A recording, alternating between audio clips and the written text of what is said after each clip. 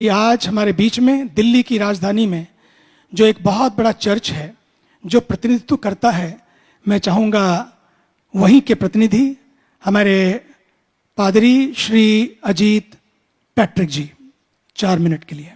धन्यवाद।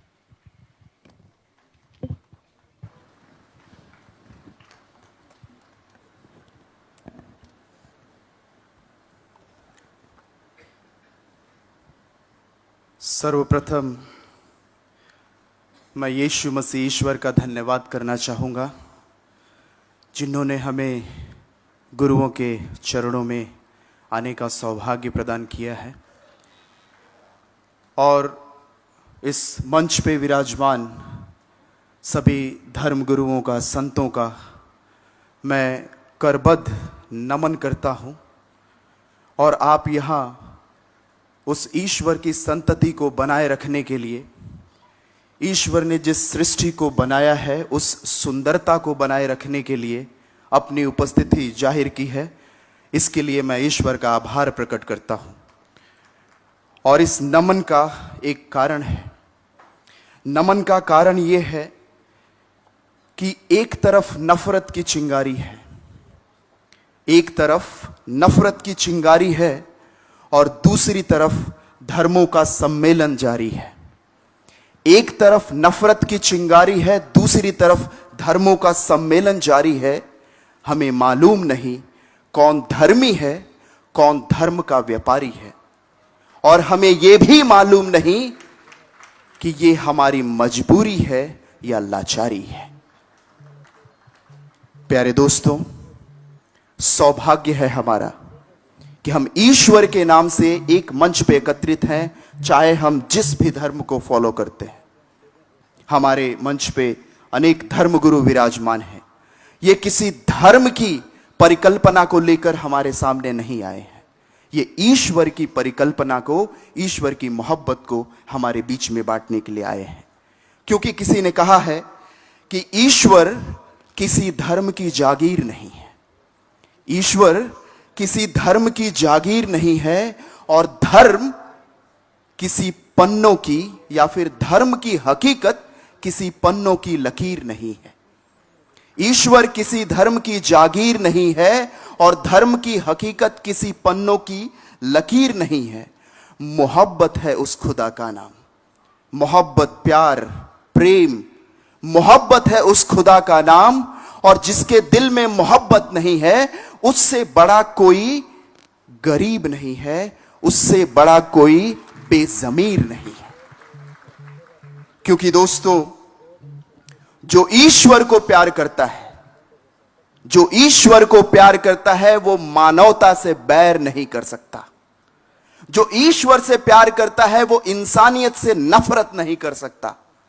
और अगर कोई कहता है कि मैं ईश्वर से प्यार करता हूं और इंसानियत से नफरत करता है तो वो सबसे बड़ा झूठा है, ढोंगी है, मक्कार है।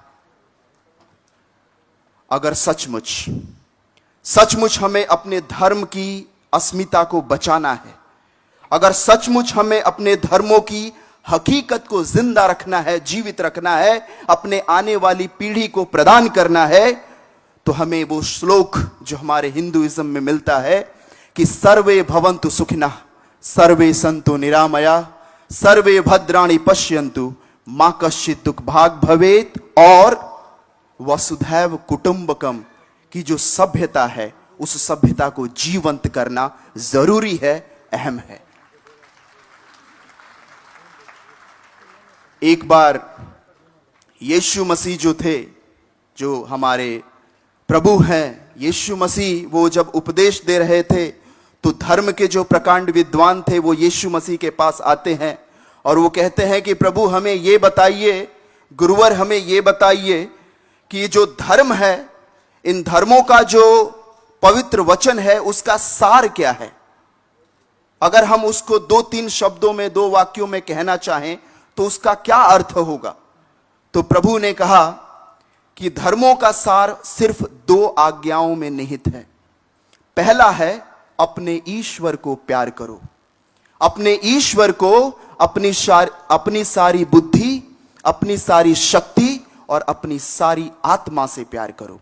और दूसरी जो आज्ञा है उस पहले के सदृश है कि अपने पड़ोसी को अपने समान प्यार करो।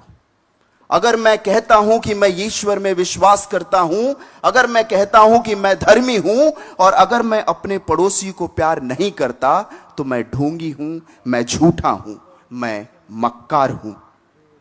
और यही चीज, इसी पड़ोसी प्रेम को जीवंत बनाए रखने के लिए गांधी जी ने अपना सर्वस्व लुटा दिया। आज इस प्रांगण में जहां हम एकत्रित हैं, इस प्रांगण का नाम है हरिजन सेवक संघ। हरिजन, ये वर्ड जो था, ये शब्द जो था, ये भी गांधी जी के द्वारा दिया गया था। ये उस कम्युनिटी या समाज के लोगों को लिए दिया गया था जो हमारे इसी भारतवर्ष में सबसे नीच माने जाते थे या अछूत माने जाते थे। उन अछूत लोगों को गांधी जी ने ईश्वर के नाम से जोड़ा, हरि और राम के नाम से जोड़ा, ताकि जिसे मनुष्य इज्जत नहीं देता वो ईश्वर के सदृश है। ईश्वर की इज्जत उसके पास उतनी ही है जितनी मेरी और आपकी है। और इसीलिए उस मनुष्य को जिसे नीच समझा जाता था, उसे गांधी जी ने हरिजन का नाम दिया। यह है पड़ोसी प्रेम करना, जिसे मैं और आप जाति और धर्म के नाम पे बोलना नहीं चाहते, छूना नहीं चाहते, उसे ईश्वर अपना बनाना चाहता है। वही है पड़ोसी प्रेम। और उसी पड़ोसी प्रेम को अपने जीवन में कार्यान्वित करना, क्रियान्वित करना बहुत जरूरी है। और इसी चीज के लिए मैं और आप यहां पे इकट्ठे हैं। गांधी जी ने दो और शिक्षा दी थी, एक सत्य और दूसरी अहिंसा। यीशु मसीह भी कहते हैं कि know the truth and truth will set you free. सत्य को जानो और सत्य तुम्हें स्वतंत्र कर देगा। And if you claim to know the truth, if you claim that you know the truth, then you must be able to forgive others. You must learn to love others. And if you are not able to love others, अगर आप दूसरों को प्यार नहीं कर पाते हैं, अगर आप दूसरों को क्षमा नहीं कर पाते हैं, irrespective of who the person is or from where the person is, आदमी कहां से है, औरत कहां की है, कैसी है, इन सब चीजों को पीछे रख के अगर हम इंसानियत से मोहब्बत नहीं कर पाते हैं, तो अगेन हम ढोंगी हैं, हम झूठे हैं, हम धर्मी नहीं हैं। इसलिए हमें इस इंसानियत को प्यार करना जरूरी है।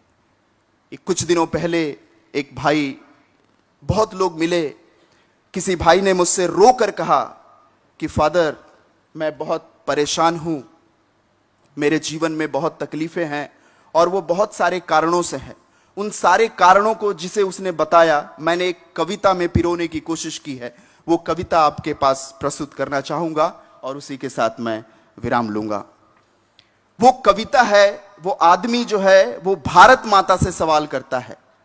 जिस जन्मभूमि में हमने जन्म लिया, जिसे हम मातृभूमि कहते हैं, वो उस मातृभूमि से सवाल करता है, भारत माता से। वो कहता है कि हे भारत माता तू ही बता, हे भारत माता तू ही बता, क्यों खून भरी ये राहें हैं। हे भारत माता तू ही बता, क्यों खून भरी ये राहें हैं। क्या लाल नहीं हम तेरे, या खूनी तेरी बाहें हैं। हे भारत माता तू ही बता, क्यों खून भरी ये राहें हैं। क्या लाल नहीं हम तेरे, या खूनी तेरी बाहें हैं। उजड़ गया संसार मेरा, उजड़ गया संसार मेरा, मेरा घर भी मुझसे छीन गया। पुरखों की विरासत ये धरती, वो पुत्र भी मेरा लील गया। तुम धर्म जाति की मूर्ति हो, हे भारत माता तू ही बता कि तुम धर्म जाति की मूर्ति हो या बलिदानों की धरती हो। तुम द्वेष दमन की आशा हो या संगम की परिभाषा हो, शांति की परिभाषा हो। क्यों बेटी भारत माता, क्यों बेटी तुम्हारी बिलखती है शहर की सूनी सड़कों पर। क्यों अत्याचार का आलम है इस धरती मां के लड़कों पर। क्यों अत्याचार का आलम है इस धरती मां के लड़कों पर। क्या पूत तुम्हारे नारंगी, क्या पूत तुम्हारे नारंगी, हरे बैगनी सतरंगी, या सबके सब परदेशी हैं। क्या पूत तुम्हारे नारंगी, हरे बैगनी सतरंगी, या सबके सब परदेशी हैं, या फिर ढोंग रचा के रंगों का खूनी दरिया के दोषी हैं। भारत माता तू ही बता, तेरा लाल बिलखता सड़कों पर एक भीड़ की अंधी आंधी में, तेरा लाल बिलखता सड़कों पर एक भीड़ की अंधी आंधी में, क्या तूने इनको बांटा है बाबा बल्लभ और गांधी में? भारत माता तू ही बता, क्या लहू बहाना धर्म तेरा या व्यर्थ ही मां कहलाती है? भारत माता क्या लहू बहाना धर्म तेरा या व्यर्थ ही मां कहलाती है? वो रखवाले तेरी आंचल के क्या कर्म से उनके लजाती है? वो लूट रहे तेरी अस्मत को, वो लूट रहे तेरी अस्मत को, तेरे लाल का लाल बहा करके। वो इंसानों को बांट रहे हमें कौमी पाठ पढ़ा करके। क्या भूख प्यास भी कम होगी या नफरत का जलवा होगा? क्या भूख प्यास भी कम होगी या नफरत का जलवा होगा? यूं खून बहेगा सड़कों पर या फिर से आजादी लड़ना होगा? भारत माता तू ही बता, कब तक तेरा चीर हरण होगा इस देश प्रेम के साये में? कब तक संतान तेरी तड़पे नफरत की बनी इस खाई में? कब तक है बहाना ये आंसू अस्तित्व की कड़ी लड़ाई में? भारत माता तू ही बता, तू ही बता, हे भारत माता। और अंत में सिर्फ ये संदेश हमारे आर्च बिशप अनिल जी की तरफ से, वो कहते हैं, एक कहावत है कि जियो और आज के बाद ये परिभाषा बदलनी चाहिए। जियो और जीने दो काफी नहीं है, क्योंकि एक गधा भी जीता है और दूसरे गधे को जीने देता है, कोई फर्क नहीं पड़ता है। आज से ये हमें लेके जाना है शिक्षा की, जियो और जीवन दो। अगर मैं जिंदा हूं तो मेरे जीवन के द्वारा दूसरों को जीवन मिलना चाहिए, क्योंकि अपने जीवन को शुद्ध और पवित्र रखने के लिए हमें परमेश्वर की आत्मा के आवरण में रहना बहुत जरूरी है।